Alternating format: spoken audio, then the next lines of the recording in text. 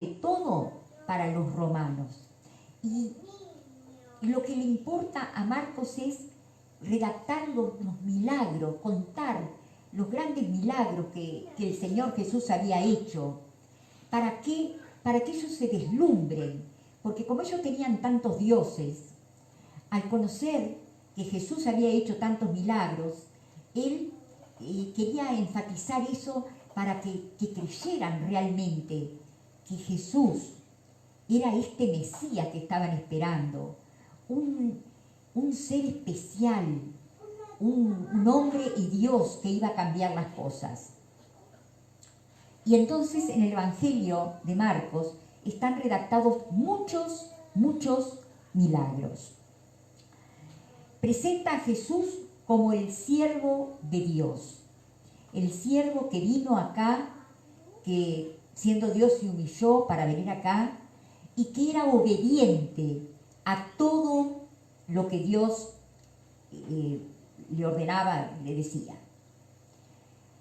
Llegamos a Lucas, tercer evangelio. Bueno, el evangelio de Marcos, me olvidé decir, el evangelio de Marcos se cree que es el primer evangelio escrito. Está escrito en la época, en la década del 50. Tenemos el evangelio de Lucas, escrito en la década del 60. ¿Quién era Lucas? Lucas era un griego que era llamado por Pablo el médico amado. Llegó a ser muy amigo de Pablo. Nunca trató directamente con Jesús. Él conoce a Jesús a través de los discípulos de Jesús. Y conoce, bueno, se interesa, pone en orden las cosas. Es quizás el evangelio más ordenado cronológicamente, porque él se toma su tiempo para poner las cosas ordenadas. Todo lo que va primero, lo que va después, y va dirigido a un excelentísimo Teófilo. ¿Quién es ese excelentísimo Teófilo? Bueno, no lo sabemos, no sabemos quién es. Pero ese excelentísimo Teófilo debe ser alguien muy importante que estaba en el gobierno romano o que estaba cerca de los emperadores o que ocupaba un lugar muy importante, que Lucas se refiere a él como excelentísimo Teófilo. Y Hechos de los Apóstoles, que es la continuación, porque era un solo libro, Hechos de los Apóstoles que venía a continuación también, son las cosas puestas en orden por Lucas, dirigidas también a Teófilo. Como está dirigido para los griegos, para los romanos, que estaban empapados en la cultura griega, y saben que los griegos tenían la idea de la perfección del hombre. Ellos lo que querían era el hombre perfecto. Entonces Lucas presenta al Señor Jesús como el hombre perfecto. El hombre que no tiene defectos, el hombre perfecto. Así como Jesús es Dios, Lucas lo presenta como el hombre perfecto. Es maravilloso porque así como los griegos tenían esa idea de perfección, los romanos que habían absorbido la cultura griega también tenían en su mente la perfección del hombre. No tanto como los griegos, pero ellos también deseaban la perfección del hombre y se esmeraban por que sus discursos fueran elocuentes y fueran poderosos, y bueno, se dedicaban a eso. Y por eso el evangelio de Lucas está escrito para decir que el Señor Jesús era el hombre perfecto. Y por último, tenemos como cuarto evangelio el evangelio de Juan. El evangelio de Juan se escribió por allá por la década del 90. Y esto es lo maravilloso. Estos tres primeros evangelios, que escritos entre la década del 50 y del 60, fueron los primeros evangelios. Y el Evangelio de Juan fue el último, escrito en la década del 90. Habían pasado 30 años entre los primeros evangelios y los segundos evangelios. Cuando llegó el Evangelio de Juan, los otros evangelios ya habían estado dispersos por todo el mundo conocido, habían sido leídos por las personas, por las iglesias, se habían circulado entre los cristianos. Y cuando llegó Juan, que ya para esta entonces Juan era viejito, estábamos en la década del 90, fíjense, habían pasado muchos años. Si el Señor Jesús fue crucificado cerca del año 30, fíjense que para el 90 Juan tenía unos cuantos años, era muy viejito. Parece que Juan falleció en el año 98 y fue el único de los apóstoles que murió por muerte natural. Los demás fueron todos muertos de muerte violenta. Bueno, en la década del 90 escribió este evangelio, exactamente no se sabe bien la fecha, pero Juan lo escribió desde Éfeso, porque él estaba pastoreando las iglesias ahí en Éfeso, y era un pastor muy importante, y tenía varios pastores que estaban siendo ministrados por él, que a su vez cada uno tenía su iglesia por ahí en Éfeso y en los alrededores. Y ya estaba viejito Juan.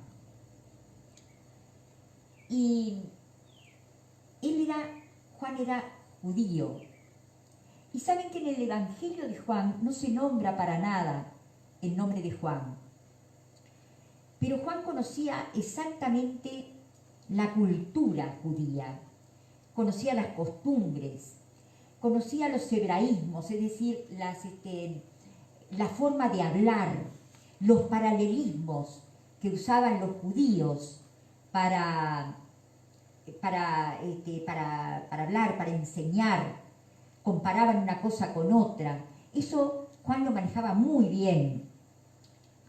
Y también conocía la geografía de Palestina, sabía dónde estaba un lugar, dónde estaba otro, él los nombraba, sabía cuánto tiempo llegaban de un lugar a otro, cómo eran la navegación en el mar de Galilea, las tormentas que se levantan, todo eso él lo conocía muy bien. Por eso lo da a conocer en su Evangelio y habla sobre eso. También habla de los grupos políticos y religiosos, que Juan los conocía muy, pero muy bien. Estaba muy bien informado sobre los grupos políticos y religiosos que había en la época de Jesús. Y quiero decirles algo. Cuando Juan escribe este Evangelio, el templo ya no existía, porque en el año 70 fue destruido por Tito el templo, fueron destruidos los muros de Jerusalén, y Jerusalén, gran parte de Jerusalén también fue destruida. Y todos tuvieron que salir de Jerusalén. Entonces, es muy bueno el Evangelio de Juan porque nos da a entender cómo era la vida de los políticos y de los religiosos en ese mundo donde Jesús vivió y se manifestó, y donde Jesús enseñó, y donde Jesús hizo sus milagros. Y hablando de milagros, el Evangelio de Juan no habla de milagros, habla de señales. ¿Por qué? Porque los judíos pedían señales. Y Juan les habla, que menciona Juan en su Evangelio. Señales, creer y vida. La palabra creer en el Señor, creer en el Señor. Él habla de creer, creer en Dios, creer en Jesús, creer en lo que Él hace. Eso, la palabra creer, 98 veces aproximadamente está en el Evangelio de Juan. Y vida de la que habla el Evangelio de Juan, es el resultado de creer. Y las señales son algo necesario que tenían que ver los judíos, que tenían que mirar los judíos para convencerse de que el Señor Jesucristo era el Mesías que había de venir. Y entonces tenemos los 4 evangelios acá: Mateo, Marcos, Lucas y por último, después de 30 años de haber sido escritos los otros, el Evangelio de Juan. Estos 3 primeros, que son Mateo, Marcos y Lucas, se llaman evangelios sinópticos. ¿Qué quiere decir sinópticos? Sinópticos quiere decir, lo busqué en el diccionario, permite abrazar con la vista un conjunto de cosas en un cuadro sinóptico. Cuando nosotros vemos una película, la sinopsis de una película, en 2 o 3 minutos nos muestran lo más importante de la película. Bueno, los evangelios sinópticos mostraron lo más importante de Jesús, cada uno de ellos con un enfoque diferente. Dijimos que Mateo estaba escrito para los judíos y lo mostraba como el Mesías, como el enviado de Dios. Y habla así entonces como el hijo de David y el hijo de Abraham, todo por la línea mesiánica. Marcos lo presenta como el siervo obediente, el siervo de Dios, y está escrito para milagros descritos acá, porque es para convencer a los griegos y a los romanos. Lucas, que es el médico amado, que no era apóstol, lo escribe para los gentiles, lo escribe para los griegos, presentando al Señor Jesús como el hombre perfecto. Y Juan, a 30 años de distancia, después que se conocían perfectamente cómo era Jesús, qué había hecho Jesús y cosas elementales de la vida de Jesús, el enfoque de Juan es totalmente diferente, porque Juan enfatiza que el Señor Jesucristo es Dios. Así como es hombre perfecto, también es Dios perfecto. Por lo tanto, quiero esto recalcado. En el Evangelio de Juan hay muchas cosas que no van a aparecer y que sí aparecen en los otros evangelios. Por ejemplo, tengo acá anotado, el nacimiento de Jesús no aparece en el nacimiento de Juan. ¿Por qué? Porque a Juan no le interesaba decir que había venido de la Virgen María, que había nacido de la Virgen María, que había nacido acá, que había nacido en un pesebre, que había esto, que lo otro. ¿Por qué? Porque ya se conocía. Porque hacía 30 años que ellos ya se conocían y había estado circulando por todas las iglesias. Tampoco se habla del bautismo del Señor Jesús. ¿Por qué? Porque no le interesa, porque ya estaba conocido que Jesús había sido bautizado por Juan el Bautista. Ya todos los cristianos lo sabían. Tampoco se habla de la tentación, que Mateo lo describe tan bien.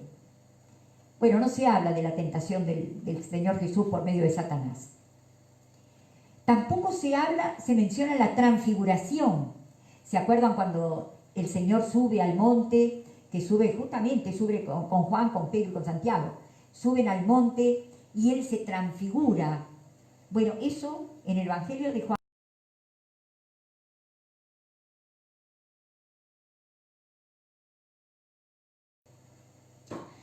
Estos 3 primeros evangelios, escritos entre la década del 50 y del 60, fueron los primeros evangelios. Y el Evangelio de Juan fue el último, escrito en la década del 90. Habían pasado 30 años entre los primeros evangelios y los segundos evangelios. Juan no aparece. Cuando llegó el Evangelio de Juan, tampoco aparece los otros evangelios ya de la cena del Señor. Habían estado dispersos por todo el mundo conocido, habían sido leídos, eso se había difundido por las personas, por las iglesias, se habían circulado entre los cristianos. Y cuando llegó Juan, que ya para esta entonces Juan era viejito, estábamos en la década del 90, fíjense, habían pasado muchos años.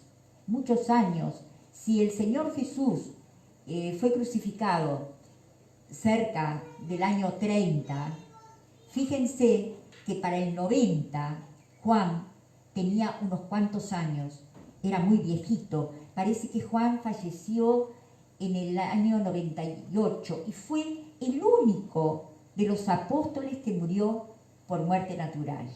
Los demás fueron todos muertos de muerte violenta. Bueno, en la década del 90 escribió este evangelio, exactamente no se sabe bien la fecha, pero Juan lo escribió desde Éfeso, porque él estaba pastoreando las iglesias ahí en Éfeso, y era un pastor muy importante, y tenía varios pastores que estaban siendo ministrados por él, que a su vez cada uno tenía su iglesia por ahí en Éfeso y en los alrededores. Y ya estaba viejito Juan. Y Juan era judío. Y saben que en el Evangelio de Juan no se nombra para nada el nombre de Juan. Pero Juan conocía exactamente la cultura judía, conocía las costumbres, conocía los hebraísmos, es decir, la forma de hablar, los paralelismos que usaban los judíos para hablar, para enseñar, comparaban una cosa con otra. Eso Juan lo manejaba muy bien. Y también conocía la geografía de Palestina, sabía dónde estaba un lugar, dónde estaba otro, él los nombraba, sabía cuánto tiempo llegaban de un lugar a otro, cómo eran la navegación en el mar de Galilea, las tormentas que se levantan. Todo eso él lo conocía muy bien. Por eso lo da a conocer en su evangelio y habla sobre eso. También habla de los grupos políticos y religiosos, que Juan los conocía muy, pero muy bien. Estaba muy bien informado sobre los grupos políticos y religiosos que había en la época de Jesús. Y quiero decirles algo. Cuando Juan escribe este evangelio, el templo ya no existía, porque en el año 70 fue destruido por Tito el templo, fueron destruidos los muros de Jerusalén, y Jerusalén, gran parte de Jerusalén también,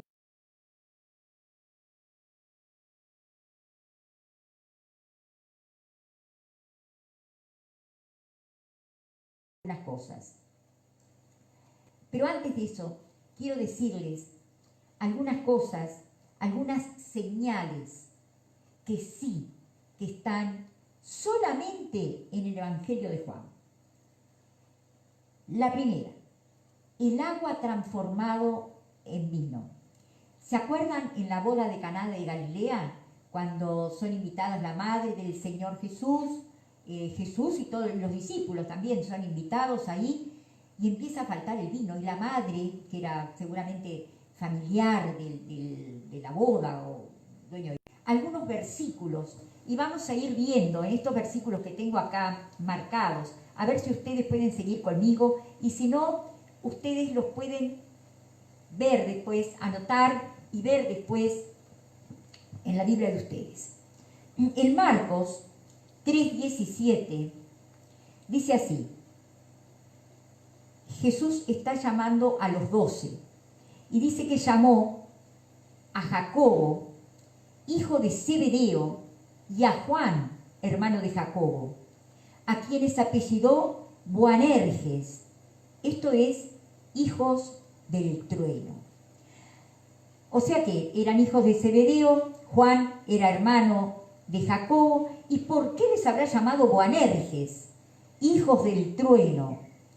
¿Vieron cómo suena el trueno? Bueno, así sonaban ellos cada vez que tenían algún problema.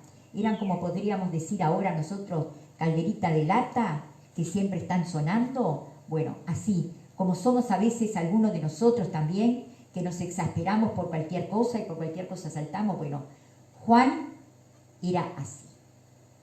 Jacobo también, pero Juan más todavía. Otro versículo que quiero compartir con ustedes. Marcos 9:38. Dice, Juan le respondió diciendo, Maestro, hemos visto a uno que en tu nombre echaba fuera demonios, pero él no nos sigue y se lo prohibimos porque no nos seguía. O sea, a él le importaban las cosas espirituales. Si la persona no iba con ellos, a él le parecía que no estaban revestidos de autoridad del Señor, que no conocían las cosas de Dios lo suficiente como para hacer lo que este hombre hacía, echar fuera demonios. Y el Señor le dice, pero Jesús le dijo, no se lo prohíbas, porque ninguno hay que haga milagros en mi nombre, que luego pueda decir mal de mí. O sea que él era celoso de las cosas de Dios, cuidaba las cosas de Dios. No quería que las cosas de Dios fueran tomadas por profanos. Él las defendía. Otro versículo que quiero compartir con ustedes es el Marcos 10:37. Dice, ellos le dijeron, acá está hablando de Santiago y Juan, los dos.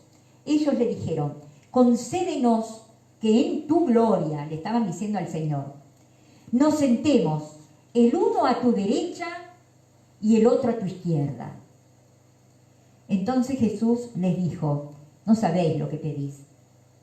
¿Podéis beber del vaso que yo bebo o ser bautizados con el bautismo que yo soy bautizado? Ellos dijeron, podemos. Jesús les dijo, a la verdad, del vaso que yo bebo beberéis y con el bautismo con que yo soy bautizado seréis bautizados. Pero el sentaros a mi derecha y a mi izquierda no es mío darlo, sino a aquellos para quienes está preparado. O sea que ellos eran ambiciosos.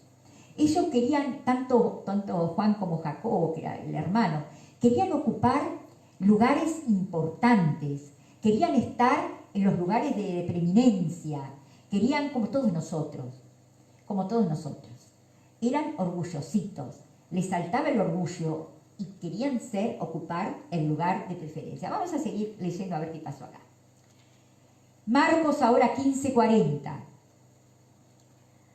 Dice, también había algunas mujeres, ahora se está refiriendo a las mujeres, mirando de lejos, acá es cuando Jesús está siendo crucificado, mirando de lejos, entre las cuales estaba María Magdalena, María, la madre de Jacobo, el menor, y de José, y Salomé.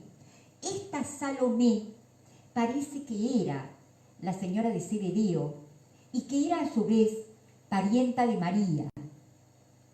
No sabemos si era hermana de María, si era prima de María, pero era llegada a María.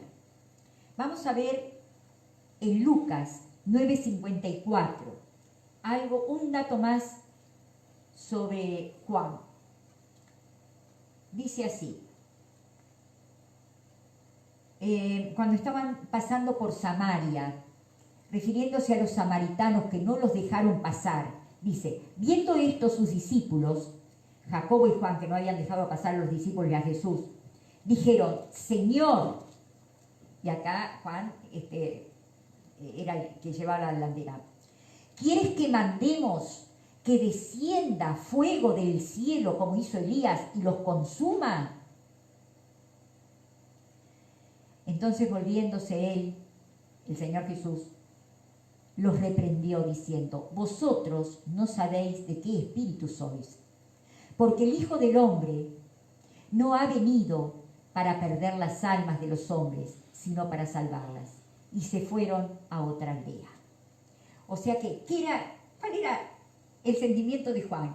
Mandar que viniera fuego del cielo y que los consumiera, que se murieran. Y dice el Señor: no, yo no vine para esto, vine para que se salven, para que conozcan. Vamos a ver otro versículo. Vamos a ver acá en Juan 13:23. 13:23 dice: y uno de sus discípulos, al cual Jesús amaba. Este es el nombre que Juan se da a sí mismo. Dijimos dijimos hace un rato que Juan no está nombrado en el Evangelio de Juan, pero está acá nombrado, dice acá en el 23, Señor, dice, y uno de sus discípulos, al cual Jesús amaba, al que Jesús amaba, era Juan. Este es el nombre que él se da en el Evangelio. No se llama yo soy Juan, pero sí se llama al que Jesús amaba, al que Jesús amaba. Así él se nombra a sí mismo en el Evangelio que él escribió. Vamos a ver otro versículo. En Juan 20:31. Juan 20:31. Este es el motivo por el cual fue escrito el Evangelio de Juan. Este es el propósito.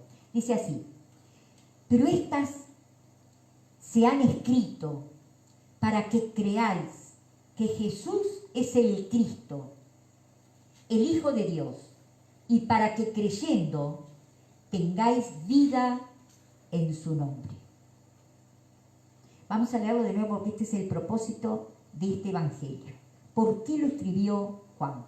Lo escribió, dice, pero estas cosas se han escrito, todo esto que está escrito en el Evangelio de Juan, se ha escrito para que creáis que Jesús es el Cristo, el Hijo de Dios, y para que creyendo tengáis vida en su nombre.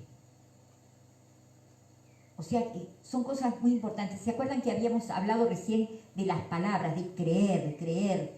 Todas las veces que Juan usa esta palabra de creer en el Evangelio. Vamos a seguir. Hechos. Pasamos al libro de los Hechos. Ya terminamos el Evangelio, ahora seguimos los versículos en el libro de los Hechos. Hechos 3:1. Dice así: Pedro y Juan subían juntos al templo a la hora novena, la de la oración. ¿Cuál es la hora novena? Si en el día empezaban a contar ellos el día desde las 6 de la mañana, la hora novena, 6 horas más son las 12, 3 horas más son las 3 de la tarde. La hora de la oración, las 3 de la tarde, la hora novena. O sea que Juan era un hombre de oración, un apóstol de oración. Y dice acá, Pedro y Juan subían juntos al templo a la hora novena, la de la oración. Vamos a seguir adelante, acá en Hechos 12:2. Y acá estamos hablando de un hecho triste, ¿no? Porque acá habla de cómo el hermano de él, Jacobo, muere. A Jacobo lo mata Herodes, el rey, dice, y mató a espada. Vamos a leer desde el versículo 5, dice: en aquel mismo tiempo el rey Herodes echó mano a algunos de la iglesia para maltratarles, y mató a espada a Jacobo, hermano de Juan. Lo mató a espada. Así muere el apóstol Jacobo, hermano de Juan. Y el único que queda después, se van muriendo uno a uno, se van muriendo de diferentes maneras. El único que queda y que muere de muerte natural es Juan. Y que muere, ya es el último ya no quedaba nadie de aquellos discípulos, pero queda Juan viejito y escribe en esa década del 90, escribe el Evangelio de Juan, escribe las 3 epístolas, primera, segunda y tercera de Juan, y escribe Apocalipsis. Ahora, nosotros vemos que hijos del trueno, como le decía Jesús a Jacobo y a Juan, después cambian. Y lo vemos a Jesús, a Juan, lo vemos con una ternura especial. Ya lo vemos en el libro de los Hechos con una ternura especial. Y después, cuando llegamos a primera, segunda y tercera de Juan, cambió tremendamente. El Espíritu Santo lo había transformado de tal manera que el lenguaje de él en estas epístolas es amados, hijitos. Ya no quería que descendiera fuego del cielo para consumirlos. Es todo querido, amado, mis hijitos, con un cariño, con una ternura. Qué maravilloso cómo Dios nos cambia a cada uno de nosotros, ¿no? Cómo Dios nos transforma, cómo Dios te transforma a ti, como Dios me ha transformado a mí, y cómo Dios sigue transformando en este momento. Todos estos discípulos del Señor, los 12 apóstoles, más todos los discípulos, infinidad de discípulos, los 70, ¿se acuerdan de los 70 que salieron a predicar? El grupo íntimo de ellos, el grupo íntimo, entre ese grupo íntimo que siempre estaban alrededor de Jesús, estaba Pedro, Jacobo y Juan. Jacobo también llamado Santiago. Jacobo y Juan. Eran los 3 que estaban siempre al lado